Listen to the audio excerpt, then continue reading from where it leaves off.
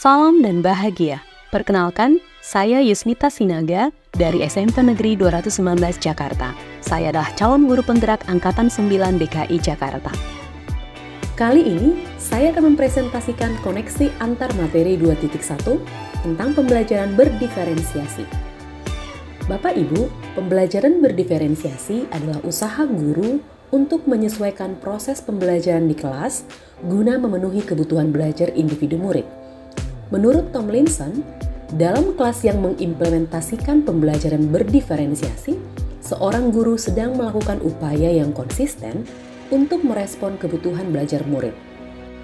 Artinya, apakah guru harus menjadi superhero yang bisa menerapkan 36 model pembelajaran jika memiliki 36 murid dalam kelasnya? Tentu tidak, Bapak Ibu. Pembelajaran berdiferensiasi adalah serangkaian keputusan yang masuk akal atau common sense yang dibuat oleh guru yang berorientasi kepada kebutuhan murid. Lalu, bagaimana pembelajaran berdiferensiasi dapat dilakukan dalam kelas?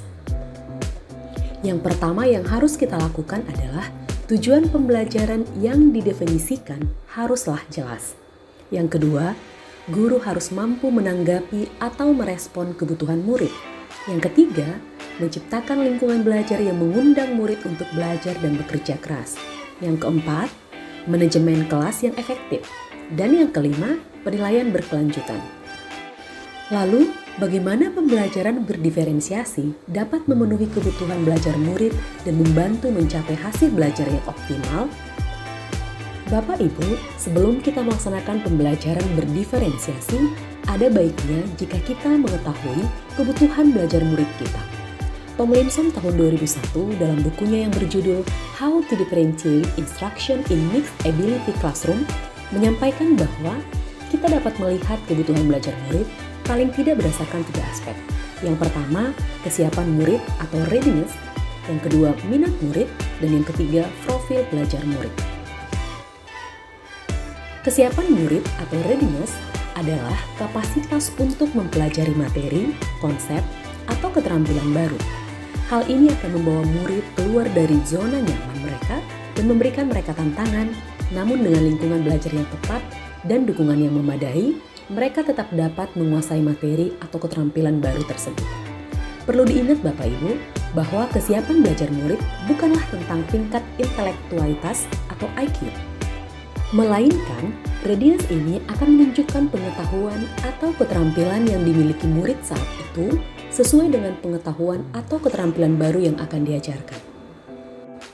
Kesiapan belajar atau readiness bisa kita lihat dari beberapa contoh perspektif yang terdapat dalam equalizer yang diperkenalkan oleh Tomlinson tahun 2001. Yang pertama, bersifat mendasar atau bersifat transformatif. Yang kedua, konkret atau abstrak. Yang ketiga, sederhana atau kompleks. Yang keempat, terstruktur atau terbuka. Yang kelima, tergantung atau mandiri. Dan yang keenam, lambat atau cepat. Contoh sederhana dari kesiapan murid atau readiness adalah sebagai berikut. Misalnya, kita sedang mempelajari penjumlahan dalam matematika. Ketika ada anak yang sudah siap belajar secara abstrak, maka kita akan dapat mengajari mereka dengan hanya menuliskan 2 tambah 2 sama dengan 4 dengan menuliskan angka saja. Tetapi, bagi murid yang belum siap secara pembelajaran abstrak, maka kita bisa membantu mereka dengan memberikan alat bantu atau alat peraga, misalkan apel. 2 buah apel ditambah 2 buah apel sama dengan 4 apel. Dan di sana, kita harus memberikan apel secara nyata kepada murid-murid tersebut. Kebutuhan belajar murid yang kedua adalah minat. Minat merupakan suatu keadaan mental yang menghasilkan respons terarah kepada suatu situasi atau objek tertentu yang menyenangkan dan memberikan kepuasan diri. Minat dapat dilihat dalam 2 perspektif. Yang pertama, minat situasional.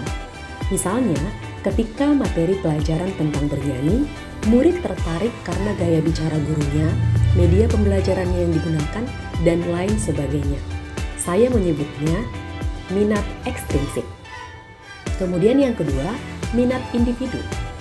Murid akan tetap tertarik dengan materi bernyanyi meskipun gurunya tidak menggunakan media pembelajaran yang menarik atau tidak berbicara dengan menghibur atau menarik. Saya menyebutnya minat intrinsik. Fokus pada minat menurut Tomlinson dapat kita lihat dalam bagan sebagai berikut.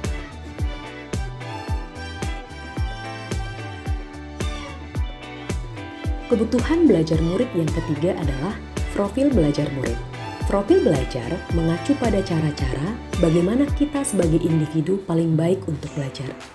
Ada 4 kategori yang dapat dikatakan sebagai profil belajar murid. Yang pertama, preferensi terhadap lingkungan belajar. Apakah kita menyukai suhu ruangan yang panas atau dingin? Yang kedua, pengaruh budaya. Apakah budaya di rumah kita santai atau terstruktur? Yang ketiga, preferensi gaya belajar.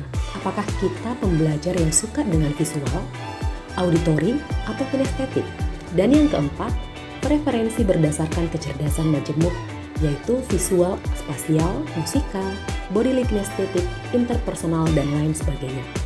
Saya berpendapat, gaya belajar visual, auditori, dan kinestetik bukanlah pakem yang tidak bisa berubah. Menurut saya, gaya belajar visual, auditori, dan kinestetik ini hanyalah sebuah kecenderungan. Apakah kita cenderung lebih cepat belajar ketika kita melihat secara langsung objek pembelajaran, misalnya ketika guru menampilkan dalam bentuk slide?